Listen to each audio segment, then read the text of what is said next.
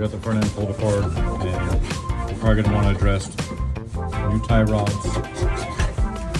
and new ball joints in the front. A lot of this will be taken apart when we do the lowering of the front, so we might as well replace it. Also, you can see we removed the shock. It's going to be too long when we lower it as well.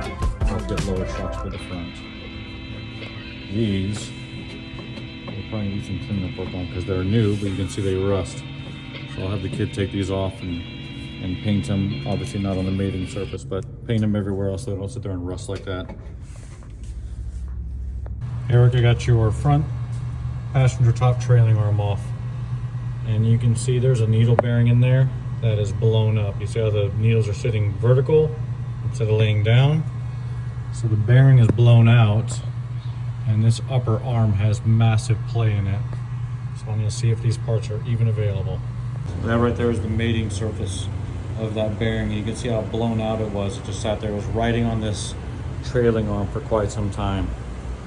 I do have another beam, and it does have that bushing in it.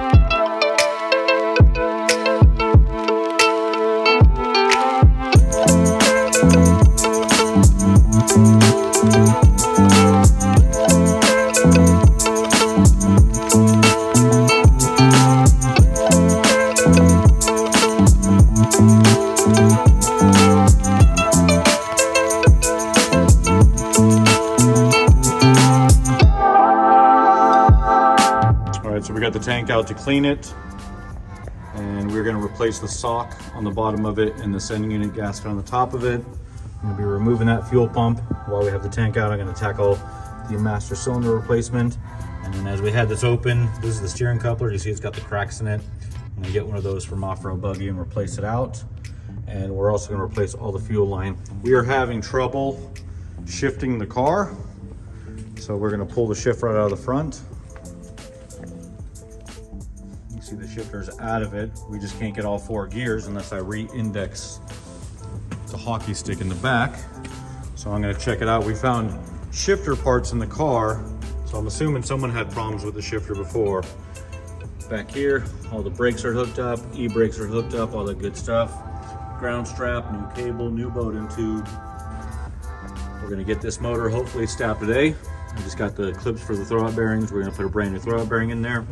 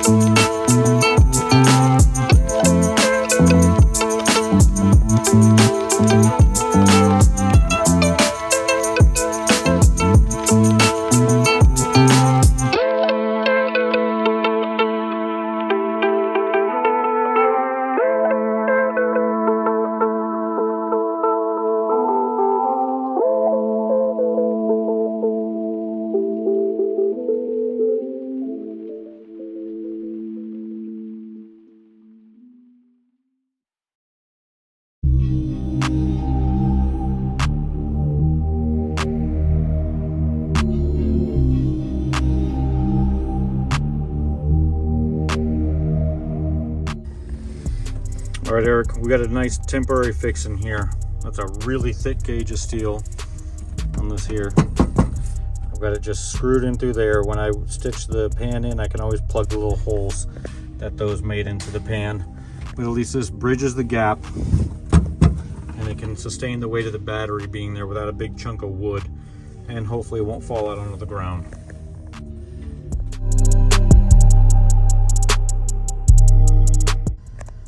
Quick tip.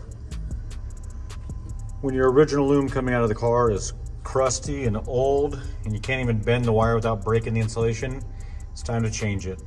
So what I do is I'll strip the loom back to get back to the soft pliable wire that's been covered up for years, and then I make a new loom for the engine.